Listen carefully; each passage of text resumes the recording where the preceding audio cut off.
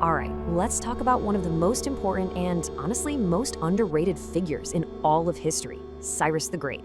This is a guy who literally changed the course of the world. But here's the crazy part. He's still a total enigma in so many ways. And that really brings us to the big question, right? The one we're going to try and unpack today. How on earth did a relatively obscure king from a corner of the world most people hadn't even heard of manage to forge the world's very first superpower in just 2 decades? Okay, so let's really get into this. The historian Pierre Briant, he just nails the problem. He asks, how do we explain this sudden explosion onto the world stage? I mean, the Persians seemingly came from nowhere. And it wasn't just how fast they conquered everyone. It was that they suddenly had the tech, the ideas, to build these massive, incredible cities. It's a real head-scratcher for historians. And look, this wasn't just some flash in the pan. The empire Cyrus built, the Achaemenid Empire, was the global superpower for more than 200 years. We're talking about a dynasty that set the standard for legends like Alexander the Great and even the Roman Empire, who came way, way later. But here's a huge piece of the puzzle: how we even know about him, or maybe how we don't. The actual historical record on Cyrus himself, it's incredibly thin. We're basically piecing his story together from tiny fragments. And the irony is, most of the detailed stories we have come from the ancient Greeks, the very people who were often his rivals. So trying to separate the real guy from the propaganda, yeah, it's a massive challenge. So to really get what made Cyrus so special, you have to picture the world he was born into. And let me tell you, it was a brutal place. His approach to, well, everything really, was nothing short of revolutionary. Just listen to this. This is a quote from an Assyrian king, Ashurbanipal, who was a big shot ruler before Cyrus came along. He's literally bragging about destroying the city of Susa. He says he sprinkled salt and thorns on the fields so nothing would ever grow again. That was the playbook back then. That was standard procedure for conquest. Total, absolute destruction. That was the world before Cyrus. Cyrus, though, he played a completely different game. Instead of these long, grinding wars, he moved with lightning speed. In the 550s BCE, boom, he takes over the Median Confederation. A few years later, in the mid-540s, he's conquered the super wealthy kingdom of Lydia. And then, this is the big one. In 539 BCE, he takes the crown jewel of Mesopotamia, the legendary city of Babylon, and it seems like he did it almost without a fight, using smart propaganda as much as his army. Conquering a bunch of land is one thing, but actually holding it all together, that's a whole different ballgame. And this is where Cyrus's real genius shines through. It wasn't just about winning battles. It was about inventing a whole new way to run a massive, diverse, multi-ethnic empire. And the cornerstone of his entire system was this role called the satrap. The word literally means protector of the kingdom. You can just think of them as provincial governors, guys appointed directly by Cyrus to be his eyes, ears, and authority way out in the far-flung corners of the empire. So his model was basically this 3-layer cake of power. At the very top, you've got the king, Cyrus, with absolute authority. Then, in the middle, you have the satrap, his guy on the ground in the province. But, and this is the truly brilliant part, on the local level, he just left the existing power structures in place. The local kings, the priests, the city councils, he let them keep running the day-to-day stuff. He wasn't trying to steamroll their culture. The whole philosophy was basically rule from the top, but govern from within. Just add a layer of Persian oversight, but let the local machinery keep humming along. And what did that do? It created stability. His predecessors only ever created resentment and constant rebellions. Cyrus created a system that actually worked. Now, to keep this whole thing from falling apart, you need one thing above all else: communication.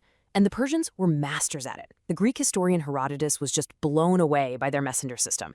Think of it like an ancient Pony Express on steroids. They had royal roads, relay stations with fresh horses. It meant a message from the king could cross this gigantic empire at a speed nobody had ever seen before. It was the glue holding the whole thing together. So because Cyrus was such a different kind of ruler, he left a completely different mark on the people he conquered. He wasn't just one guy. He became a different person depending on who was telling his story. Just look at the different ways people saw him. To the Greeks, or at least to writers like Xenophon, he was the perfect philosopher king, the ideal ruler. In the Hebrew Bible, he's literally called God's anointed one, a Messiah, a savior. And to the Babylonians he had just conquered, he was the good guy, the legitimate king sent by their god to restore order. Let's break that down a bit. The Greek writer Xenophon wrote an entire book, basically fan fiction, about what a perfect, wise ruler Cyrus was. Then you have the book of Isaiah, where he's called Messiah. That's the Hebrew word for anointed one, specifically because he let the Judean exiles in Babylon go home and rebuild their temple. And then you have his own marketing material, the Cyrus Cylinder, where he says, "Hey Babylonians, your main god, Marduk, personally picked me to come in and fix the mess your last king made." All right, let's jump forward a couple thousand years, because this story is not over. The legacy of Cyrus, and especially that little clay cylinder he left behind in Babylon, takes on a whole new meaning in the modern world. It becomes this really powerful and pretty controversial symbol. This all really comes to a head in 1971. The Shah of Iran, the last king, throws this massive, over-the-top party to celebrate the 2500th anniversary of the Persian monarchy. And he makes it crystal clear. He's drawing a direct line from himself all the way back to Cyrus the Great. He's positioning Cyrus as the father of the nation, a symbol of Iran's glorious pre-Islamic past. And as part of this whole campaign, the Cyrus Cylinder gets a major rebrand for the 20th century. A replica is made and gifted to the United Nations in New York, and it's promoted as, get this, the world's first charter of human rights.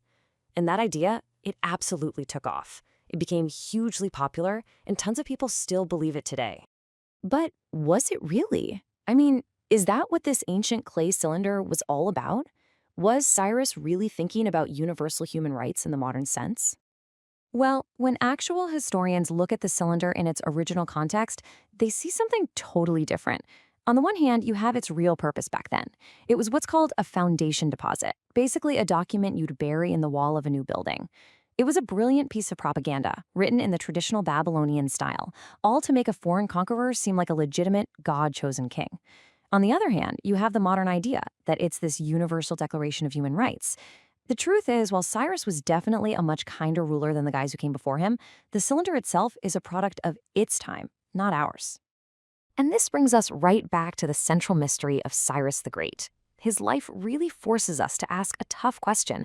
How do you ever separate the real person from the legend that's built up around them?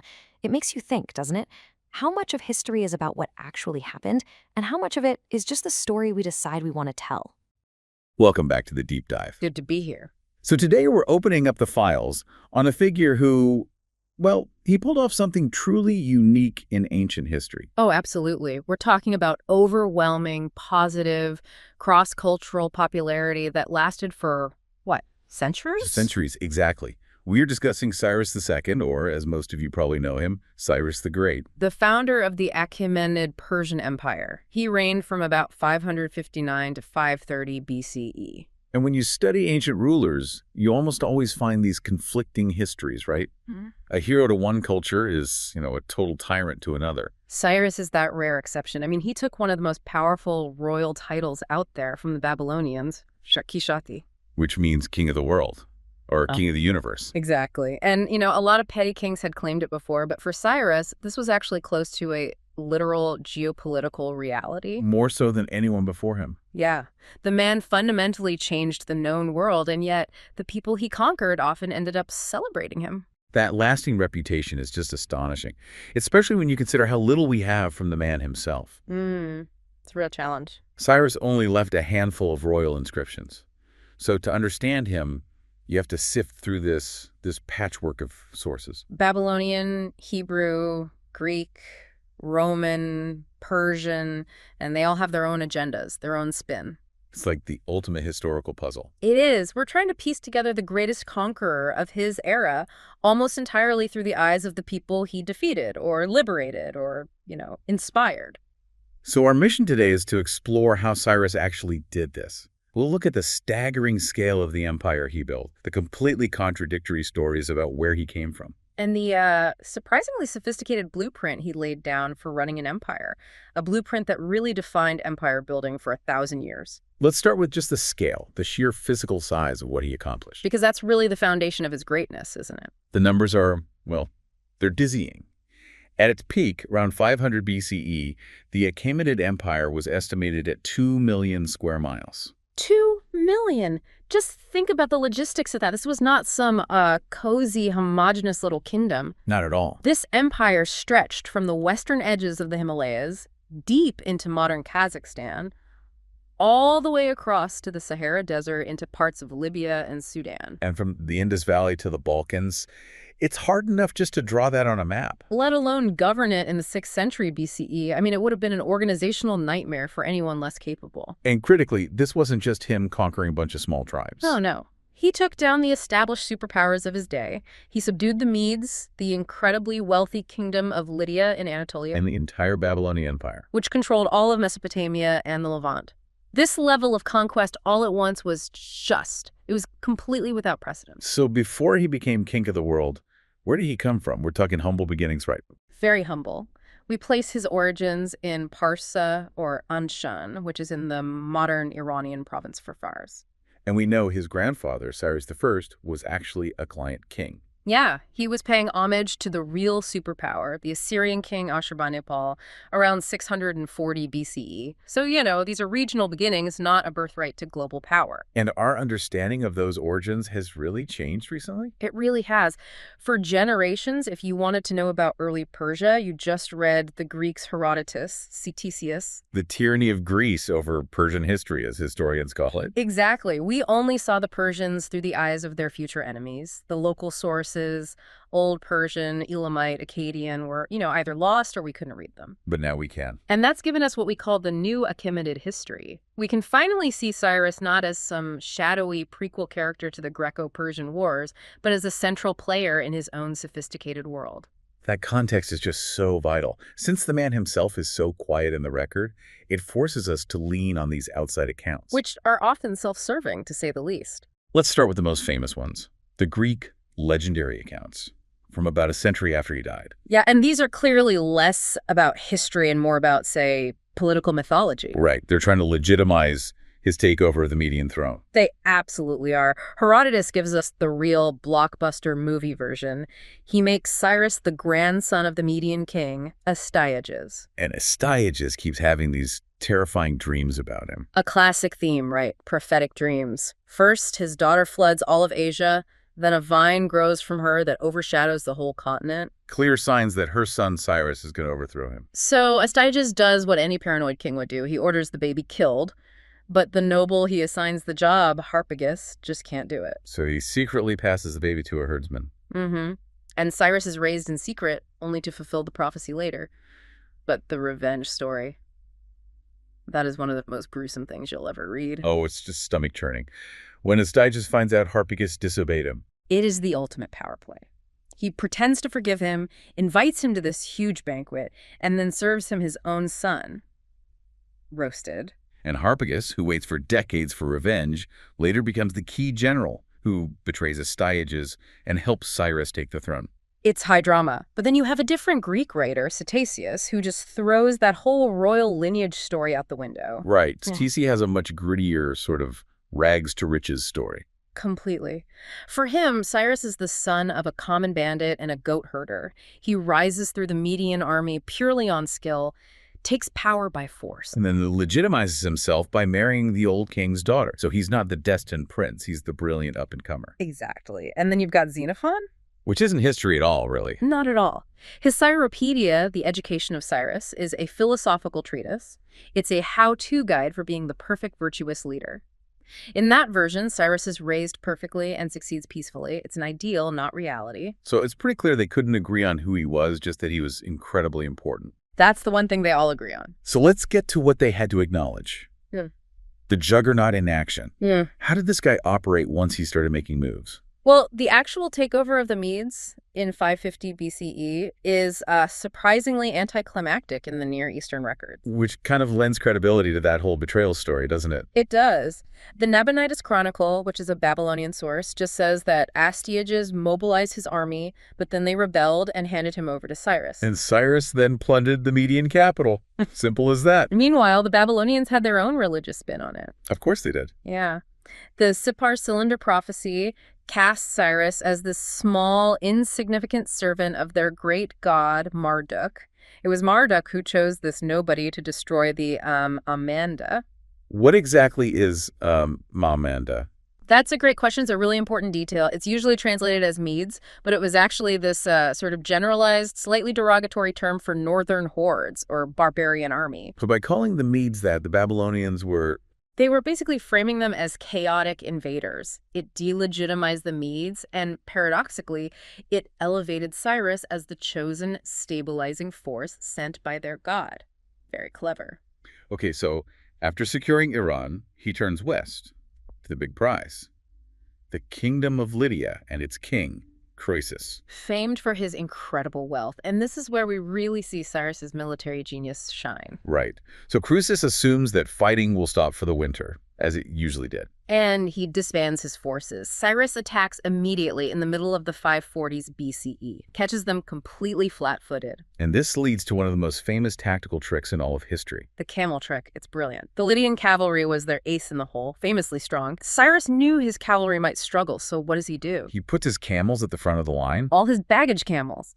And the Lydian war horses, which had never seen or smelled camels before, totally panicked. They scattered. Neutralizing Croesus's most powerful weapon. Just like that. Sardis was sacked soon after. This wasn't just brute force, this was smart, unconventional thinking. So he's unified Iran and Anatolia. Now he sets his sights on the last superpower standing, Babylon. But he doesn't just charge in. No, he spends years on propaganda first. Why? Because Cyrus understood that it's easier to manage an empire than to conquer one. Total annihilation is expensive and messy. So he works from the inside out. Precisely. His agents worked with the disgruntled Babylonian priesthoods, especially the priests of the top god Marduk. They systematically painted the current king, Nabonidus, as this impious heretic. Right, they said he was neglecting the gods, even forcing their statues to be moved into Babylon, which was a huge sacrilege. Exactly. It was political and religious sabotage. And all that groundwork set the stage for the famous, peaceful entry into Babylon in 539 BCE.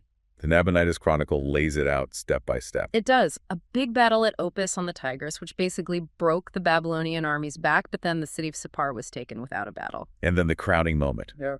His general Gobryas and the Persian army enter Babylon itself. Without a battle.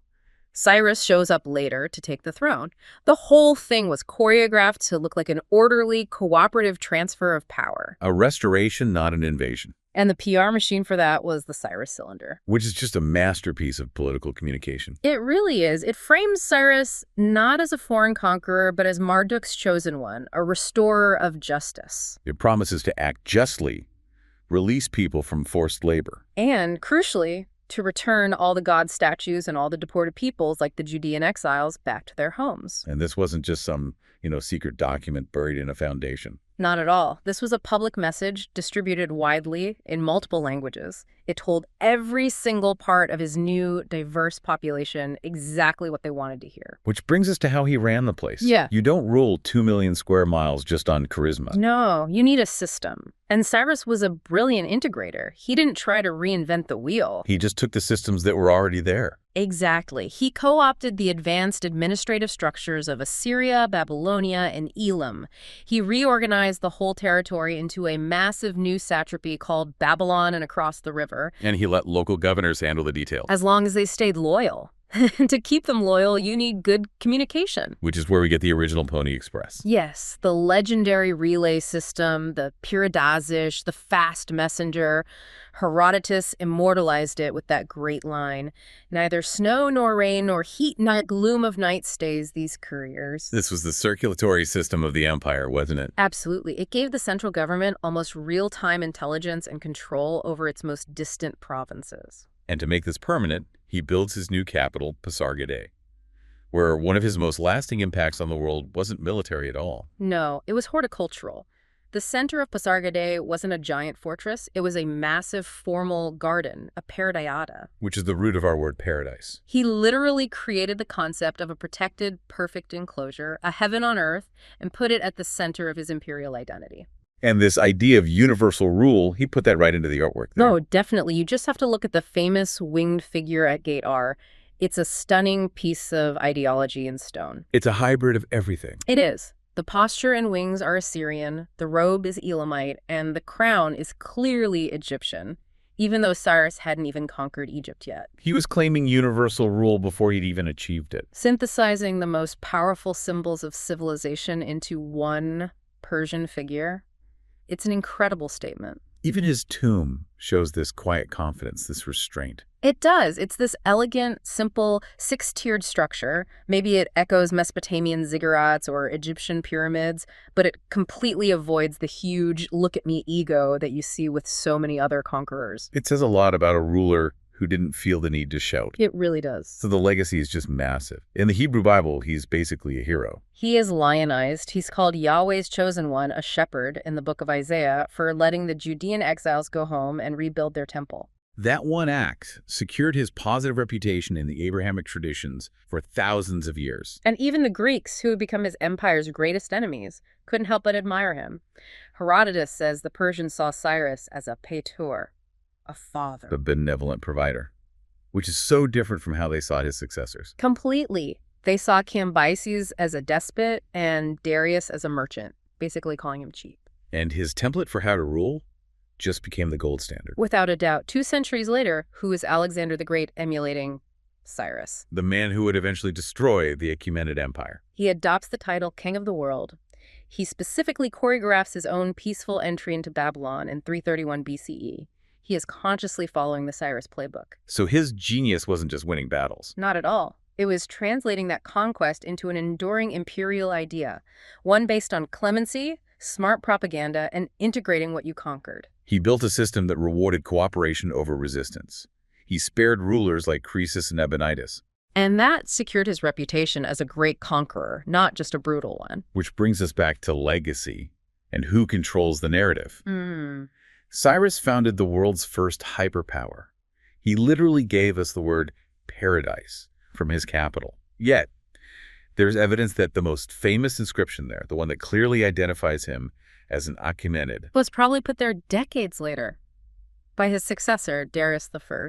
So the founder of the world's first global dynasty needed some posthumous marketing from his successors to, lock him into the official family tree. It makes you wonder, doesn't it, how many of the facts we have about these great historical figures are really their own words, their own legacy, versus the strategic narratives created by the people who came after them to secure their own power. It's a powerful reminder that history is always being rewritten.